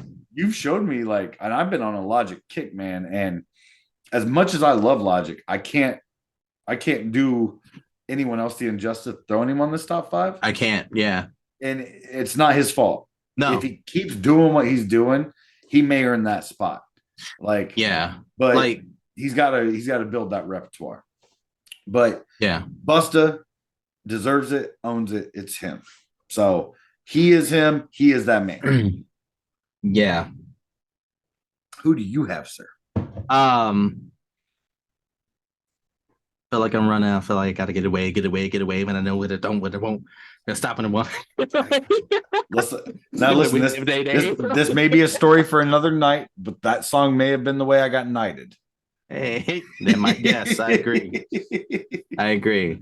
I haven't studied that song in so long. I used to just, we used to just drop it. Bust it out. Bust the rhymes, man. Like, you know what? So I would say that, then I would have to give it alternative. So let me say something quick about Busta before I get to my alternative. Busta is a hustle man from the get-go. His backstory is amazing. His story leading to today is amazing. The fact that he was in these studios, just hanging out back in the 90s, jotting down his verse. No one asked him to feature. He was just jotting it down. And then when it came time, when he got some free time, he's like, hey, can I just go ahead and just bust a verse real quick? And they're like, yeah. And then Scenario happens with Tribe. And they're like, well, we keep it. So that was his hustle. He would just jot down, say what he wanted to say. And he's like, oh, well, we like it. Put it on the track. And he does what he does. So that hustle, that grind, and he bowled those walls, bro. Like every track he jumped out with back in the day with Woo Wah, to put your hands where I can see, Dangerous. Jolin chick, just touch it, bring it, babe. Watch you turn it, lean it, automatic. Yeah. And then watching him live, he captivates the room. He captivates it. You're gonna if you appreciate the captivation that Busta Rhymes brought to the stage, then you especially are going to love and appreciate my number 5 for sure. So yeah, I think that's a part that I haven't covered yet with my top 5 picks. If you notice, I picked one of each of my categories. I'm like, they were the best at this. Here's my 5 things that I think are the best. Yes, maybe they had this, maybe they had this. When it comes to number 5, just a little spoiler, it is who brought a show, who as an artist, you went to a live show and you went, God damn, like, right. And so no, I'm jumping ahead a little bit, but you're right. Busta on stage. And here's the thing. I want to say alternative, but technically is a tie because I literally was bouncing between those, but these two particular artists, because they're honored to be on here. Yeah. And my 5th one is highly debatable. I can see people doing it. So the tie for 4, because of that reason, is Eminem. So I had a tie for 5 as well because we were talking about like on stage presence. Yeah. Eminem was that tie person for me for 5 with the other person I'm taking for 5. Got it. Because the chainsaw, the Jason mask, the bad guy, the fallen from MTV records, the covered in blood, a lot of hip hop artists come out in whatever they're wearing and they play a whole set. They do their songs, they bounce. Yeah. There are some artists like Tech Nine, there are some artists like Hollywood Undead that are taking hip hop and being like, there's still a show to be put on, right? Like I love Jay-Z, but if Jay-Z comes out in a white shirt and white pants, he ends the show in a white shirt and white pants. Right. Exactly. There are other artists that are going through costume changes. They're falling through a fucking ball of fire. Kendrick Lamar is getting shot with paint with Imagine fucking Dragons at the MTV Music Awards, doing a rendition of Waking Up and fucking, I don't even know what song yet. The Swimming Pools, like that shit was amazing. Like, so there's so many artists that don't get enough credit, especially with hip hop, of having a stage show, because that's what it is. It's still a show. So if you took all of that away, Eminem is still top 5. And the thing with Eminem, and we talked about this before, the reason I put Eminem as a tie with Busta because it needed to be. He was also very hungry, very humble, and broke ground. We really didn't have a white rapper prior that was really pushing the mainstream game. He did it in a way that was like, oh, you guys like pop music? Oh, Okay, no. I here's feel a like chainsaw through it. You know, like well, I feel like everyone knew who Vanilla Ice was, though. Let's be real. yeah, well, yeah, but there was nothing. Look, Don't you remember Rob Snow? Van Winkle Don't messed you it remember up for everybody. Snow? Like, Informer. Bring a number, yeah. I lick your Look. boom now. look, when Mr. Rob Van Winkle said it's not dun dun dun dun dun dun, dun it's dun dun dun dun dun dun dun dun dun, ruined it for everybody. So Snow came in and for about 5 weeks. Number one, we good, and no one else came out. Like even Beastie Boys was like, we still white. We're like, no, you can you put some seasoning in your salt, so Yeah. you good, but there was no one that was coming through until like Eminem bust through, and everyone was like, "What just happened?" And he was considered one hit wonder. They were trying to hit him as a one hit wonder, and then he rose above it, and then he got an overdose, and he was recovering, and then he had to learn how to rhyme again. He didn't know because of the detox and all that stuff. Really messed his brain up to where he had to relearn how to rap, and that in the rap game was dangerous. That shouldn't happen because now he's on his own category. Yeah. And the great thing with him is he's also honoring other hip hop artists, hip hop history. You can every interview he honors all those that came before him and really understood that he's there to visit and not to own. So yeah, and that's truth be told, we could probably fucking flip a coin. I don't even think it's flipping a coin. M's up there with Jay-Z. He's up there with not like he's in that. He's God. Like what's the God? And here's the worst part. Take away the fact that he's white, he's still God. I hate that caveat. And I know because here's the thing. It's the only time in the history of being a white male that a white male understands what like an African American understands or understands what a female understands. They're like, oh, they're the best female athlete. They're the best African American in the this. You're like, he's just a great fucking rapper. Right. I'm tired of hearing he's great rapper because he's white and can also do this. I'm like, okay, I get what you guys are upset about now. Like, that's it. There's no other timepiece in history where it's like, well, the fact that he's white and can do that, maybe basketball, right? And people are like, yeah, he's the highest scorer and he's also white. I'm like, God damn, okay, cool, good, go us. But I hate that fact. And I get that. And I get why everyone else does too.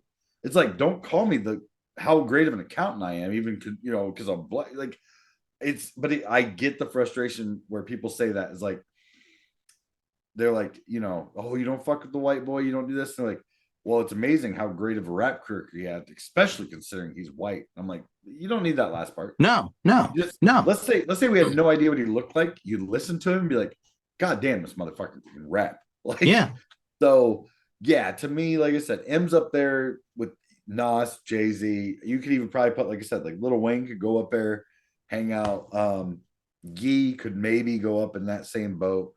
So it's hard to rank these guys because, like I said, there's so many that are beyond ranking. Yeah. Because rankings mean you have to have some kind of weakness. M just doesn't have any. No.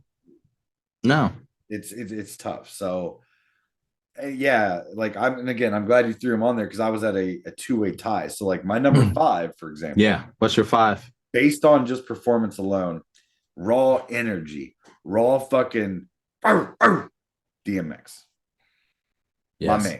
My man. Got to. Jay-Z told a story on that show, The Barbershop with LeBron. Yes.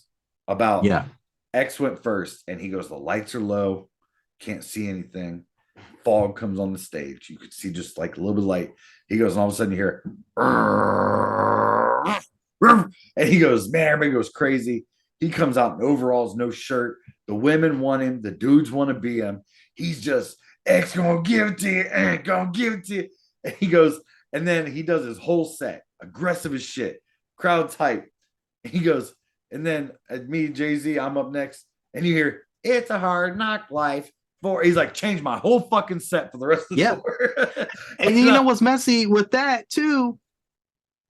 And how can you go super aggressive to stopping everything and go, well, Lord, I know we're gonna do things. I know they're gonna see. Amen. You know, X was the most active hip hop performer I've maybe ever seen. He ran from the right side. He ran to the left side. He ran in the crowd. He ran up the Raptors. He had constantly had a towel, was just whipping it. Yeah. He punched with words. Like we talked about with Wu-Tang. We talked about with Ice Cube. They punch with words. And nobody had a stage presence like DMX. No. That man, whoo, he just was, he was an icon. Yes. I would have put him on my top 5 before he died. Him passing makes it all the easier. There is the, you know, what they call like the 27 club, the Jimi Hendrix effect. Yeah. People die at a young age, and so you never know their potential. So like Kurt Cobain, you think like, oh, well, they're better than what they were. There are people that think that. Nirvana's success was written off the back of him dying. Right. I don't believe that. I think that album, Nevermind, was one of the best albums ever made. And it would have had success whether they lived or he didn't. DMX was 57 years old. He was not a young man that died. He died. He should get his kudos. He should get his flowers. He should get his stars. That man was the most aggressive rapper. Like I said, right there, Ice Cube, Ice-T, NWA, Wu-Tang. I think, you know what I'm saying? When I think of like, just they punch you with words. DMX did it in the most crazy way. It was like if Wu-Tang had swords, DMX had brass knuckles. Like every, you know what I'm saying? Like Wu-Tang hits you quick. I get that. Slice. DMX was fucking brass knuckles. DMX reminds me of being kidnapped and tied up to a chair in a warehouse, dark and slow lit, and him just walking around you growling and just telling you what you did wrong. And then kill you and say a prayer. He bites your neck. And then covered in blood, kneel down in front of you and apologize. And just apologize and say, you did it. I know I killed him, but you don't understand. He got sins. We all got sins. Somebody told a story about they went to a restaurant. They said it was like a Red Lobster. And they were like, dude, he's like that all the time. He's like, you know, our waitress came and said, hey, I'm Sally. How you doing? He was like, hey, yo, bitch. Let me get a fucking hamburger. Before that, my number 5. Yes. X gonna give it to X. Rest in peace to X. So I love my 5. What you got? My 5, right? Because I'm such a big fan of him, and he is so, to me, he's so underrated that he's almost overrated. His lyrical sense is so, it's like going to Walmart and decided to take the challenge of getting the 5,000 piece puzzle set. Okay. And realizing that it will literally take you 20 years to put half of it together. And then after that 20 years, you put the rest of it together and you still missing a few pieces because they got lost somewhere in moving. Lupe Fiasco. Thank you. Lupe effing F. Oh, Fiasco. Oh. His lyrics alone are samurai swords going through clouds. That's a lie. He's using samurai swords cutting through clouds. Bro. Okay. Son of a bitch. I got to make this short. First of all, during the George Bush administration of the United States of America, Lupe Fiasco came out with a song. Yes, he did. Said song. I'm sorry. I take that back. During the Obama administration, Lupe Fiasco came out with a song. I know which one you're talking about. That referenced the George Bush administration and the Obama administration. Yes, I didn't vote him either. Yes. Oh. Yes. I used to sing this said song at karaoke. Okay. Yes. It involved another younger woman named Skylar Grey, and she did the singing track for it. I challenge anyone to go write down the lyrics, look up the lyrics, read the lyrics. Don't look at it like a hip hop song. Read the lyrics. It's a news teleprompter. It's a story on the 6 o'clock news. It's amazing. Okay. Lupe Fiasco went on Bill O'Reilly, one of the toughest fucking right-wing political correspondents there are in the world. He not only composed himself in an intelligent way, he made Bill O'Reilly look stupid. Yeah. Much like Marilyn Manson before him. And who else was on there? Made him look really bad. There was Lupe was a really good one. There was somebody else. I was thinking of You Mad, Bro? You Mad? Lupe Fiasco. Was Cameron was on there? I think it was Cameron. Yeah, it was Cameron. Fuck yeah. You mad? You mad, bro? Why you mad? I guess you be mad. If I look like you, I'd be mad too. But no, yes. Lupe Fiasco. I'm so fucking mad I forgot. I literally do that song at karaoke. Now, mind you, I haven't done karaoke in 12 years. When I was in my 20s, I would rap that song. It's so try to remember the actual name of the song. So if anybody wants to check it out, please do. It's absolutely under Lasers. Lasers was the album. Was it under Lasers? Yeah. Yep. Words I Never Said. Words I Never Said. Yes. Featuring Scarlet Grey. The reason I trust Lupe Fiasco and the reason I trust most people in this world is like, okay, for instance, I'm a very liberal person. I never had voted before, but I was a full supporter of Obama. Okay. I obviously did not like Donald Trump. The first time I ever voted was in this last election for Joe Biden. Do I think Joe Biden was our best choice? No, but he was better than Trump. So I did what most people do, select the lesser of two evils. Now, I'm not trying to make a political thing, but what I'm saying is that if you go back and listen to that song, I trust somebody like Lupe because he talks about what George Bush did during 9/11 and everything else. He said it's fucked up. And then he also talks about, hey, Gaza Strip was getting bombed and Obama didn't say shit. And he's not wrong.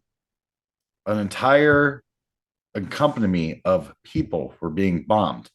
And the United States should have done something. Gaza Strip is part of the Allies, and we didn't. So as much as I like Obama, I also understand where Lupe is coming from when he says, you could have done something. You should have done something, and you fucking did. And you didn't say a fucking word about it. So fuck you too. Fuck right. George Bush and fuck Obama. He's on that third tier. He's on that. We need to fix all of this. This isn't a Republican issue. This isn't a Democrat issue. This is a fucking America issue. Y'all fucking suck, and we need to start over and figure this out. I will always have mad respect for Lupe Fiasco for that. And the reason I say he's underrated, right? Because crazy underrated. Because people aren't. I don't know. Like, why is he under? Why are you underrated, Lupe? The cool. For those who don't know, Lupe. I forgot about it. I forgot about it. You gotta listen to the cool. The cool. You gotta listen to the Food and Liquor. You gotta listen to what was Tesho and Youth. I can't remember. I can't pronounce that one. That one, it came out 2015. There's a song in there where he references the Genesis controller and the way he put it together about living life and having mistakes and things of that nature, and using the Sega Genesis controller as a concept of life. Amazing. He's crazy. Yeah, crazy underrated. Amazing. And the thing is, he's kind of taking a stance as a political rapper. And once you get in that world, you can't go back. Right. And that, I'll be honest with you, that takes a lot away from a lot of rappers because it's easy to talk about like drug slang, gang lifestyle, living hard. Once you cross that threshold to be like, let's go political. Right. You limit yourself on what you can talk about. So yeah, the fact that he limited himself and it's still the shit. Like, dude, fucking, I ain't gonna lie. If we had to have an MVP pick, I think our first 1 through 3s are fairly understandable. Lupe's the MVP pick. Like MVP. Because he's not God tier. But he's, like you said, he's that was what I used to fucking rap that song at karaoke, and I forgot about him. Like, because his impact hits so hard, it becomes something you're just like, okay, that's the truth. And you don't have to think about the truth. You have to think about the things you disagree with. So his truth just becomes part of your life. And you're like, he is right. Like, this was fucked up. That was wrong. Limbaugh is a racist. Klimbeck is a racist. Gaza Strip was getting bombed. Obama didn't say shit. You're like, oh my God, he just shit on Fox News and the black president. This man don't give a fuck. Like, right. It catches you so off guard. You're like, there has to be some truth in this. Right. You can't shit on both ends of the spectrum and just be like, yep, we're just standing all this shit. I'm going to lay down, take a nap. Like, and that's the crazy thing. Like, he has another track where he had, oh God, he had the Nirvana cover. He had I think it was an Ozzy cover. He had 4 different rock covers that features Baby on them, right? A baby. Yeah. And that's the chorus of the song. Yeah, 2015. Right. That album is amazing. That album is almost damn near masterpiece because of the words that he is saying and how he just curated all of it to make you think. You have to listen to it again and again. See, I need go online to Google it to figure out what he just said. I'm gonna have to check the album out because I will send it to you. I'll say I was introduced to Lupe with Lasers. Yes. And that was when Skylar Grey was doing all her shit with like Eminem and other people and everybody else. Like, so yeah, I need to do some backtracking. And like I said, that album. I think our top 5s are solid. I think they are. I'm not going to do the thing where you compare. A lot of people are like, well, here's my top 5 versus your top 5. So how about we do this? All 10 of these people get together and they make an album, and the rest of the world gets to enjoy that shit for the next 150 fucking years because it'd be fucking fire. So yeah. No, man, that was fuck you for making me do this. I know, it's bad. It's bad. The next one's even harder. It's gonna be harder. Yeah, it's gonna be a hard one. Just so everybody knows, we got another top 5 coming next episode. Yes. We were gonna do it tonight, but I knew this was gonna happen. Yeah. I fucking knew it. Taj said, hey, let's do this 2-part thing. I was like, Nope. You're gonna sit my ass down. You're gonna tell me pick a top 5 of hip hop, and you think we're not gonna chew up 2 hours? Ain't no fucking way. Ain't no fucking way. You're not lying. I knew. I even told the wife. I was like, we're supposed to be doing a 2-part thing tonight. I was like, ain't no fucking way. I was like, I'm gonna get one piece done, and we'll get together later. But, yeah, I even put it out, and I was like, I don't think we go wait too. I think it's an idea for a next episode. Motherfucker, you could have gave me a top 3 and we would have went the same motherfucking distance. Same way. We cut off talking about 4 and 5 because I was like, hey, I'm kind of running out of time. Kids are trying to go to bed. Like, yeah, we could have done top 3 and still filled 2 hours. Me and you could have done a top 1 and filled 2 hours on like for real. For real.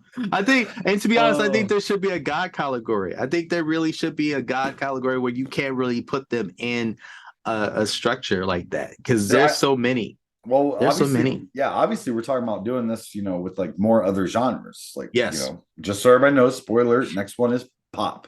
Yeah, pop artists. Then we're talking, country, rock, tech. The options are out there: techno, ska, punk rock. So just know, like, if you guys enjoyed this video, I hope everyone did, or if you share some opinions, or my favorite part would be if you disagree. I hope you disagree hard. He likes the disagreements. Yeah, because I don't have comments on. Taj does. So anybody that y'all hate, Taj know about it. I won't even know. I'm just a fucking hillbilly. I'll be sitting outside burning trash. So y'all be like, fucking white boy don't know shit. And I'll be like, you're absolutely right. Thank you. Oh, dude, I missed this. It's been a couple weeks. It's been a minute. Yeah, I'm liking this. So everybody, make sure, what's your guys' top 5 hip hop artists? We're not talking about groups. That's a different. So we're talking about artists. So what's your top 5 hip hop artists of all time? Drop it in the comments. Hit the subscribe. Hit the like. People listening to the audio. And then we'll tell you why you're wrong. We'll tell you why. He will tell you why. I will just enjoy it. This guy over here will tell you why. 20 sides. Whichever side we end up on the screen. No, I'm serious. I seriously love everyone that listens and follows along.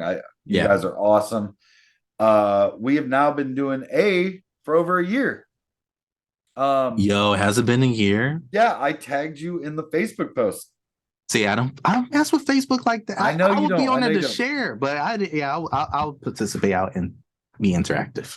It was end of January, early February was early January was mid-January, because I forgot there was episode 5 that just posted this week, and that was when we were doing it weekly. Yeah. So 1, 2, 3, 4. Last week of January was the first episode of A. And we haven't done an episode yet. So this is our year 2. Hey, it's a podcast. Hey, year 2. Happy anniversary. We made it. Remember we said a year ago is like, if we keep this up past 3 months and make it to a year, we may do this for the next 5 to 10 years.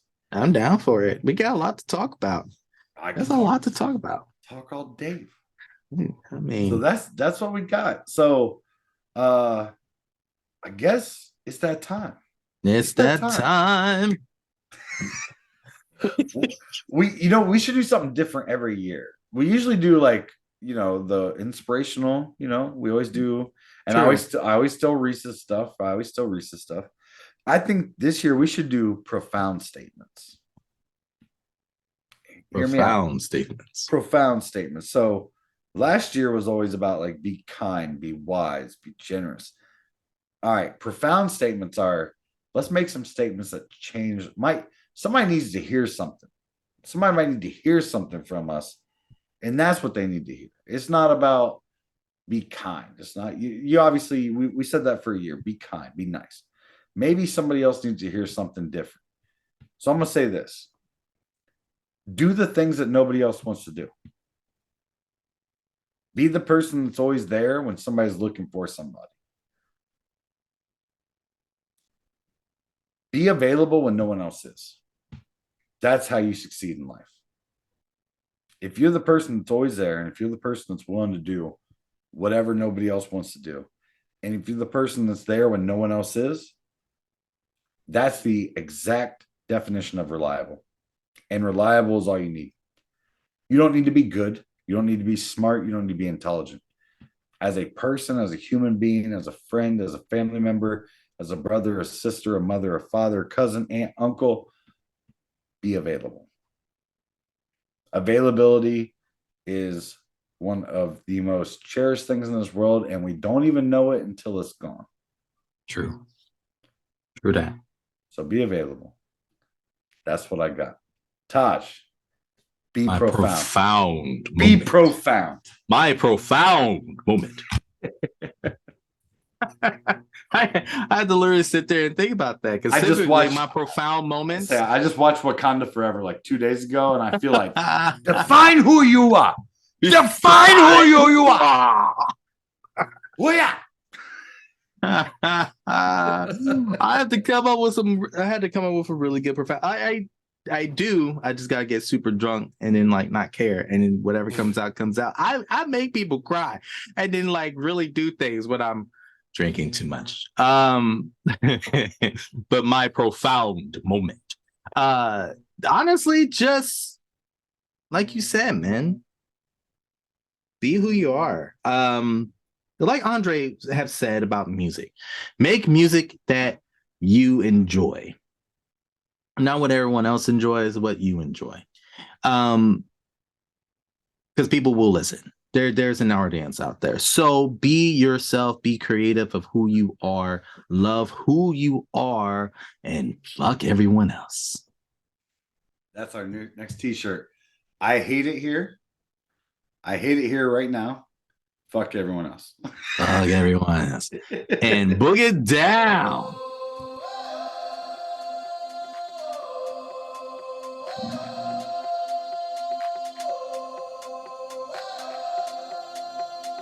Is my slow-mo good?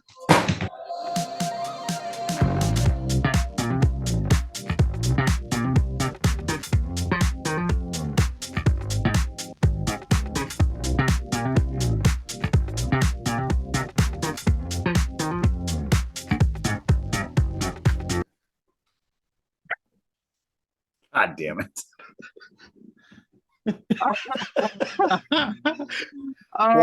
Why did I go hard twice? I was trying to keep my headphones in. I don't even know what I did. I heard the music and I was just like, I was like, this is the 90s headphone commercial. Like, I fucked my headphones. I don't know what I did there. Oh my God. Okay. There's going to be so many clips from that episode. Holy many. Shit. All right, guys. Make sure you hit the comments, subscribe, Christ. review, do all the things that is necessary. And other than that, later days. Hell yeah, I want it all. I ain't really trying to play. Ignoring every call if it ain't about to pay. So I really got a ball. Coach put me in the game ever since I got involved.